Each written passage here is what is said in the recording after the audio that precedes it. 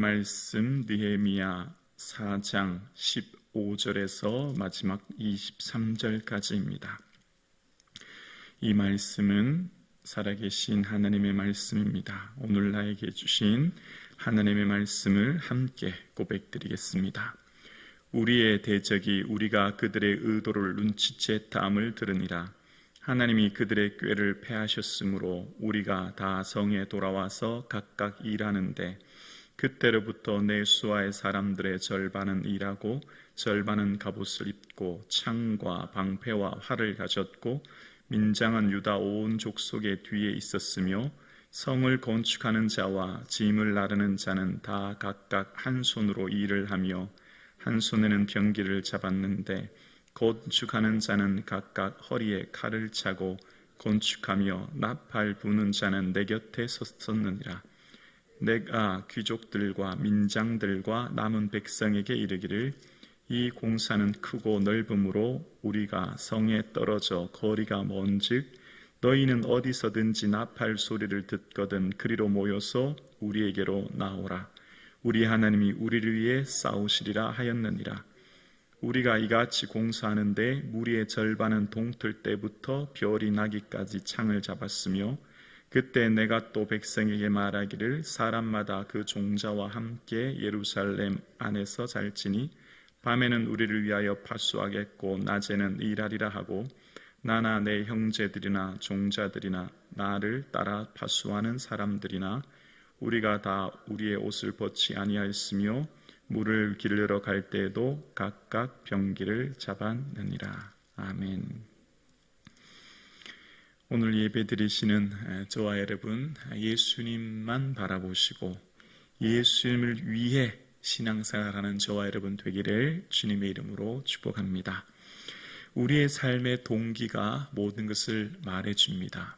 왜 그 일을 하고 왜 봉사하며 왜 예수 믿는지가 그의 삶의 모든 삶의 목표 또 삶의 방향 또 삶의 내용을 결정하듯이 우리의 삶의 의도는 아주 중요합니다.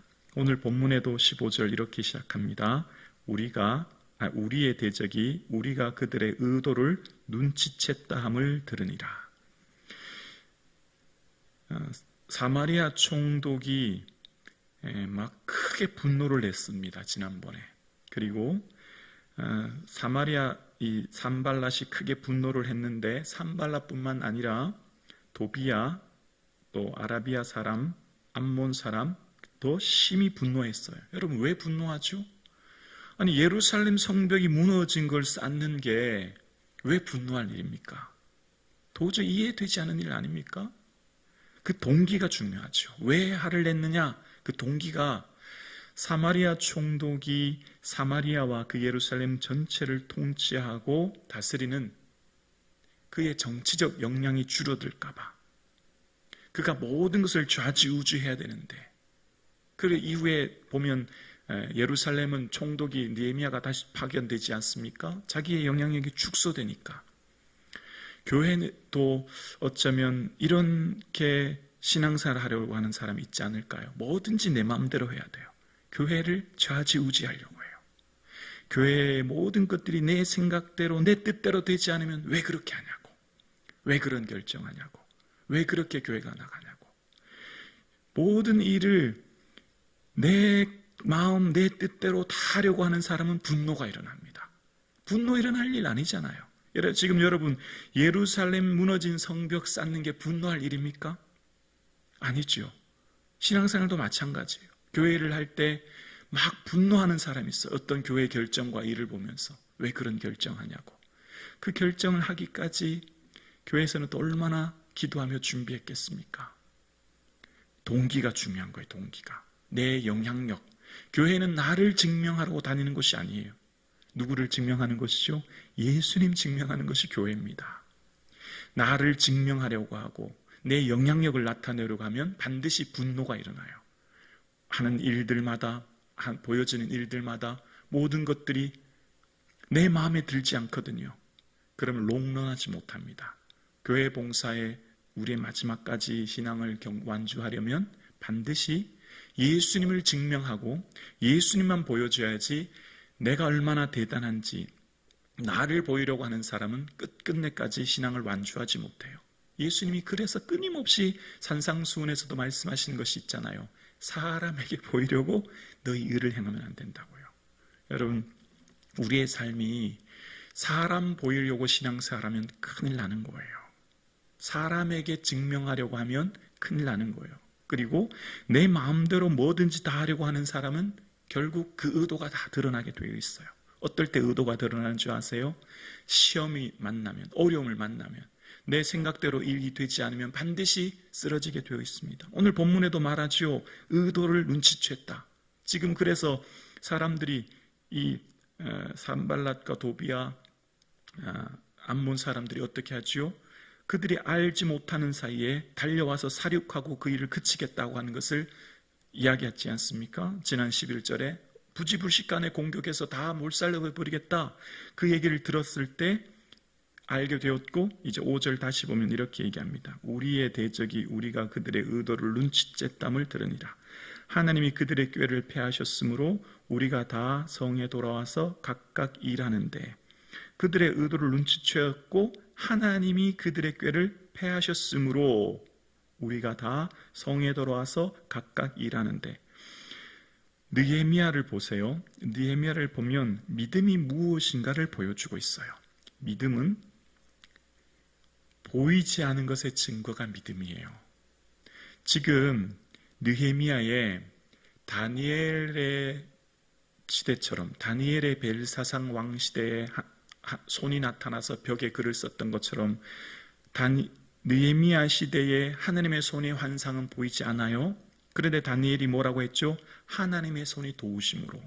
그렇죠? 그리고 지금까지 우리가 느헤미야 4장까지 올 때까지 기적적인 하나님의 역사로 성벽이 저절로 쌓여지거나, 혹은 그들이 아무런 노력을 하지 않은데도 불구하고 기적적으로 뭔가 능력의 역사가 나타난 것 아무것도 없어요.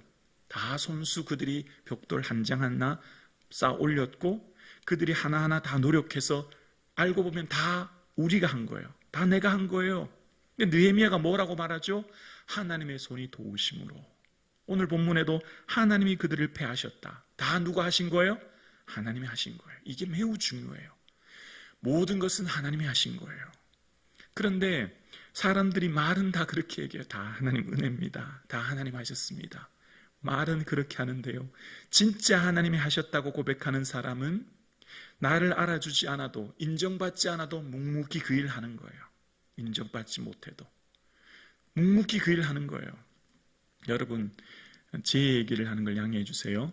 제가 예를 들어서 기도를 10시간 하고 설교하나 1시간 하고 설교하나 성도님들이 느끼는 게 차이가 있을까요? 큰 차이가 없어요. 제가 주중에 기도를 10시간 하나 1시간 하나 성도님들의 삶에 느끼는 차이가 있을까요? 별로 없어요. 그러면 목사는 사람 속이기가 되게 좋아요. 목사가 사람 속이기가 얼마나 편한지 몰라요. 제가 기도를 10시간 하나 1시간 하나 설교의 은혜가 받는 게 별로 차이 없거든요. 그러면 굳이 뭐 10시간 기도할 필요 있나? 1시간만 해도 되지. 아니, 한 30분만 해도 되지. 누가 알죠? 하나님은 다 아시는 거예요. 하나님 보시는 거죠. 이게 믿음이에요. 하나님 앞에서 살아가는 게 믿음이에요. 당장 내가 무슨 이렇게 하면 뭐가 나타나고 뭐가 보이고 그렇지 않아도 꾸준히 내일 하는 게 믿음이죠. 왜죠? 하나님 앞에서 살아가는 거예요. 그게 하나님 앞에서 살아가는 것이 믿음의 삶인 거죠. 지금 느헤미야가 여기까지 올 때까지 하나님이 무슨 기적적인 역사로 벽돌 공사가 저절로 쌓아졌거나 적들이 하루아침에 몰살당하거나 그들의 고민거리가 사라지거나 한 번도 그런 적 없어요. 근데 느헤미야는 오늘도 뭐라고 말하고 있죠? 하나님이 그들의 꾀를 패하셨다. 이게 믿음입니다. 오직 다 하나님이 하신 거예요. 하나님이 하신 사람은 하나님 앞에서 살아가기 때문에 사람들이 알아주든 알아주지 않든 묵묵히 자기 일 하는 거예요. 하나님 앞에서 믿음으로 살아가는 사람은 언제나 한결같이 자기 일 하는 것입니다. 때로는 힘들고 지치고 오해를 받고 때로는 모함을 받아도, 느헤미야가 지금 성벽 공사하는 게 왜 그들이 크게 분노할 일이며 왜 그들이 공격할 일이며 왜 그들이 우리를 괴롭힐 일입니까? 정말 억울하고 힘든 일이지만 그러나 그럼에도 불구하고 열심히 최선을 다하는 것입니다. 주의를 하지 않고 가만히 있으면 오해받을 일도 없어요. 원망받을 일도 없어요. 일하지 않으면 이런 일도 생기지 않지만 그러나 주일을 할 때 이런 오염이 생기죠. 그럴 때 느헤미야가 하는 모습을 볼까요? 다시 5절을 보면 하나님이 그들의 꾀를 패하셨으므로 이제 우리가 어떻게 하죠? 우리가 다 성에 돌아와서 각각 일하는데 16절이요. 그때로부터 내 수하의 사람들의 절반은 일하고 절반은 갑옷을 입고 창과 방패와 활을 가졌고 민장은 유다 온 족속의 뒤에 있었으며 17절이요. 성을 건축하는 자와 짐을 나르는 자는 다 각각 한 손으로 일을 하며 한 손에는 병기를 잡았는데, 여러분, 하나님께 기도했고 하나님이 다 하셨으면 그냥 가만히 있으면 저절로 다 되는 거 아닌가요? 그렇지 않아요. 지금 느헤미야에서 끊임없이 보여주는 게 믿음이 무언가를 보여주고 있는 것입니다. 하나님께 기도했고 하나님께 의탁했고 하나님께 모든 것을 맡긴 사람, 기도하는 사람은 반드시 주어진 삶의 자리에 최선을 다해서 일을 하는 것이죠. 지금 느헤미야에서 다 지금 객관적으로 보세요. 누가 지금 하고 있어요? 다 백성들이 하고 있는 거예요. 느헤미야가 다 하는 거예요. 그들이 절반은 일을 하고 절반은 갑옷을 입고 지키고 한 손에는 일을 하고 한 손에는 병기를 잡고 열심히 일을 하는 거예요. 그러면서도 이것을 다 누가 했다고 고백하는 거예요? 다 하나님이 했다고 고백하는 거예요. 이게 믿음인 것입니다. 이것이 믿음의 성도의 삶의 모습인 거예요. 그리고 아주 중요한 하나가 나타납니다. 느헤미야는 결코 말로만 하지 않아요. 여러분 열심히 하십시오. 나는 뒤에서 기도만 하겠습니다. 여러분 열심히 하십시오. 말로만 하지 않아요. 느헤미야가 가장 일선에 앞장서서 직접 자기가 모든 것을 다 가장 먼저 모범을 보이는 거예요. 18, 19절입니다. 건축하는 자는 각각 허리에 칼을 차고 건축하며 나팔 부는 자는 내 곁에 섰었느니라.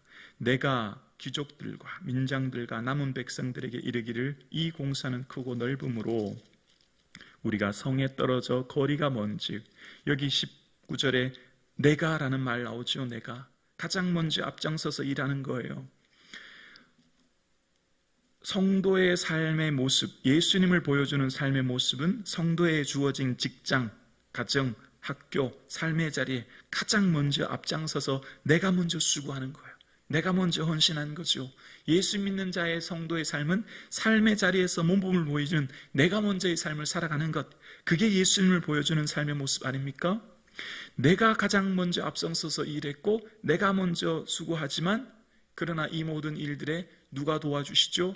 하나님이 도와주시고 하나님이 하시는 거예요. 19절, 20절입니다. 너희는 어디서든지 나팔 소리를 듣거든 그리로 모여서 우리에게로 나오라. 우리 하나님이 우리를 위해 싸우시리라 하였느니라. 아멘. 이게 느헤미야의 믿음이에요. 우리가 한 손에는 일을 하고 한 손에는 창을 잡고 절반은 일을 하고 절반은 갑옷을 입고 창을 잡았지만 결국 누가 우리를 위해 싸워요? 20절, 우리 하나님이 우리를 위해 싸우시리라. 여기 밑줄을 그으시면 좋겠습니다. 우리 하나님이 우리를 위해 싸우시는 거예요. 여러분, 열심히 우리가 수고하지만 하나님 도와주시지 않으면 아무것도 할 수 없는 거예요. 우리는 끊임없이 은혜를 고백하잖아. 여호와께서 집을 지키지 아니하시면 세우는 자의 수고가 헛되고 여호와께서 성을 지키지 않으시면 파수꾼에 깨어있으면 헛된 것입니다. 우리의 모든 수고가 하나님 도와주시지 않으면 아무것도 할 수 없는 것이 우리의 고백이에요. 그래서 느헤미야가 말하죠. 우리가 창을 잡고 일을 하지만 우리가 하는 것이 아니라는 거예요. 하나님이 우리를 위해 싸우시고 하나님이 위해 우리를 위해 하시는 것입니다. 우리의 모든 삶은 하나님이 은혜 주셨기에 오늘 우리가 있는 것입니다. 내가 지금 하는 사업, 내 자녀, 내 생명, 내 모든 것이 전적인 주님의 은혜인 줄로 믿습니다. 그래서 내가 하나님을 향해 봉사하고 내가 하나님의 예물 드리지만 목사는 그것을 대해 엄밀히 말하면 칭찬할 이유가 없어요. 맞잖아요. 뭐 헌금 내는 것 목사가 왜 칭찬합니까? 봉사하는데 목사가 왜 칭찬합니까? 맞잖아요. 엄밀하게 말하면 목사가 칭찬할 이유가 없어요. 각각 자기가 하나님 앞에 상을 받는 것이고 자기가 자기 앞에 하나님 앞에 받은 은혜에 감사하는 것이죠. 어떤 성도님께서 예물을 많이 드리셔서 어떤 성도님 예물 드리셔서 감사합니다. 그러니까 그 성도님이 저한테 이러시는 거예요. 목사님, 제가 목사님한테 칭찬받을 일이 아닌 것 같아요. 그 말씀이 맞지요. 정말 믿음 있는 성도의 고백입니다. 하나님께 드렸다는 거지요. 우리는 오직 하나님만 바라보셔야 돼요. 교회 왜 오셨어요? 예수 믿고 천국 가기 위해 온 겁니다. 예수님만 바라보는 거예요. 사람 보고 교회 온 거 아니에요. 목사도 보면 안 돼요. 목사도 언제 변할지 모릅니다. 목사도 하루아침에 변하고 하루아침에 바뀔 수 있기 때문에 오직 주만 바라볼 수 있기를 주의 이름으로 축원합니다. 교회는 예수님 보고 예수님 믿고 오는 것입니다. 사람 보면 실족하게 되어 있어요. 사람 보면 실망해요. 사람 보면 상처받는 것입니다. 오직 주만 바라볼 수 있기를 주의 이름으로 축원합니다. 느헤미야도 우리 하나님이 우리를 위해 싸우신다는 거예요. 그리고 느헤미야의 삶의 모습이 21절부터 23절입니다. 우리가 이같이 공사하는데 무리의 절반은 동틀 때부터 별이 나기까지 창을 잡았으며 그때 내가 또 백성에게 말하기를 사람마다 그 종자와 함께 예루살렘 안에서 잘지니 밤에는 우리를 위하여 파수하겠고 낮에는 일하리라 하고 23절이요 나나 내 형제들이 나 종자들이나 나를 따라 파수하는 사람들이나 우리가 다 우리의 옷을 벗지 아니하였으며 물을 기르러 갈 때에도 각각 병기를 잡았느니라. 아멘. 지금 공사하는 일을 위해서 밤낮 옷을 벗지 않고 물을 기르러 갈 때도 병기를 잡고 그 예루살렘 성 안에서 잤는데 거기에서는 느헤미야도 포함되는 거예요. 이건 매우 위험한 일이죠. 언제 어느 때 그들이 지금 적이 공격해 올지 모르는 아주 위험한 순간이지만 느헤미야와 함께 그 백성들이 성 안에서 자면서 옷을 벗지 않고 물을 기르러 갈 때도 병기를 잡았다라고 이야기하는 거예요. 조금 전에 느헤미야와 성을 쌓는 사람들을 향해서 산발락과 도비야와 그 사람들이 뭘 공격했죠? 심리전으로 마음을 공격했어요. 이 미약한 사람들이 어떻게 성읍을 쌓겠느냐? 마음을 공격했죠. 사단은 첫 번째 우리의 마음을 넘어뜨립니다. 사단은 언제나 우리의 마음을 공격해서 넘어뜨려서 고통받게 하고 상처받게 해서 더 그 일을 하지 못하도록, 더 예배의 자리에 나오지 못하도록, 더 봉사하지 못하도록 반드시 사단은 우리의 마음을 공격해요. 여러분, 입술에 30초 마음에 30년이란 말 들어보셨죠? 반드시 우리의 마음에 끊임없이 상처를 생각나게 하고 고통스럽게 해서 우리의 마음을 넘어뜨리는 거예요. 그럴 때 어떻게 해야 되죠? 깨어 기도해야 되는 거지요. 끊임없이 그럼에도 불구하고 주의 성전에 나오고 하나님께 매달리고 기도해야 되는 거지요. 사단이 그런 말을 들었을 때, 산발랏이 그런 말을 들었을 때, 이 말을 들었을 때 지금 어떻게 하죠? 더 방비하고 준비하는 거예요. 심지어 밤에 잘 때도 옷을 벗지 않고 심지어 집으로 돌아가지 않고 예루살렘 성 안에 자는 거예요. 원수의 적들이 공격이 오면, 사단이 우리를 넘어뜨리려고 어떠한 공격과 비방이 오면 더 주님 앞에 깨어 기도할 수 있기를 주의 이름으로 축원합니다. 그런 말과 어려움이 들리면 포기하고 낙담하고 삶의 자리에서 모든 것을 내려놓는 것이 아니라 오히려 그런 말이 들릴 때 심지어는 집에 돌아가지 않고 예루살렘 성 안에 자면서까지 옷을 벗지 않고 칼을 병기를 잡을 때까지 더 끝끝내 주님 앞에 성 안에서 그 일을 완수했던 것처럼 여러분을 넘어뜨리려고 하는 어떤 사단이 여러분의 마음을 공격하고 여러분의 생각을 공격하고 여러분에게 상처 주고 고통스럽게 할 때 더 주께 매달리고 더 주 앞에 나오고 더 주 앞에 무릎 꿇는 저와 여러분 되기를 주의 이름으로 축원합니다. 이게 영적인 전쟁의 승리의 비결이에요. 어떤 사단의 공격도 우리를 넘어뜨리지 못할 것은 주께서 우리를 붙들고 계신 줄로 믿습니다. 사단이 우리를 건드리지 못하는 것은 주께서 우리를 지키고 계신 거예요. 그래서 우리는 환난이나 곤고나 기근이나 어떠한 시련에도 세상을 이기지 못하는 믿음을 가지는 성도는 주 앞에 엎드리는 성도요, 주께 붙어 있어 주의 은혜를 바라는 성도인 줄로 믿습니다. 걱정하지 마시고 염려하지 마시고 여러분의 어떠한 사단의 공격이 올지라도 끝끝내 주께 엎드리는 저와 여러분 되기를 주의 이름으로 축원합니다. 여러분, 기도하는 종을 넘어뜨리는 게 사단의 전략이에요. 반드시 사단은 기도하지 못하도록 막습니다. 성도들의 삶에 기도하는 성도, 하나님 앞에 봉사하는 성도는 끝끝내 사단이 흔드는 것입니다. 사단이 여러분을 흔드는 이유는 기도하는 게 영적인 전쟁이요, 기도하는 것만큼 강력한 주의 일은 없기 때문이에요. 봉사하는 성도를 흔듭니다. 왜냐하면 봉사의 일을 통해 주의 몸된 자를 세워가기 때문이에요. 그럴 때일수록 주께 엎드림으로 어떠한 시련에도 이겨나갈 수 있는 견고한 믿음이 있기를 주의 이름으로 축원합니다. 주의 일에 힘쓰는 우리의 수고 속에 반드시 하나님께서 선을 행하되 낙심하지 않으면 때가 이름에 거둘 날이 있음을 바라보는 저와 여러분 되기를 주의 이름으로 축원합니다.